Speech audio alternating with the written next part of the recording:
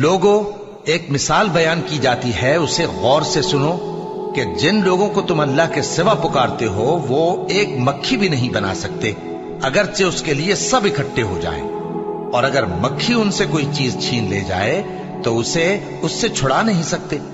طالب اور مطلوب یعنی عابد اور معبود دونوں گئے گزرے ہیں۔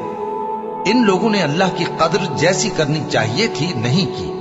کچھ شک نہیں کہ اللہ زبردست ہے، غالب ہے۔ اللہ فرشتوں میں سے پیغام پہنچانے والے منتخب کر لیتا ہے اور انسانوں میں سے بھی۔ بے شک اللہ سننے والا ہے، دیکھنے والا ہے۔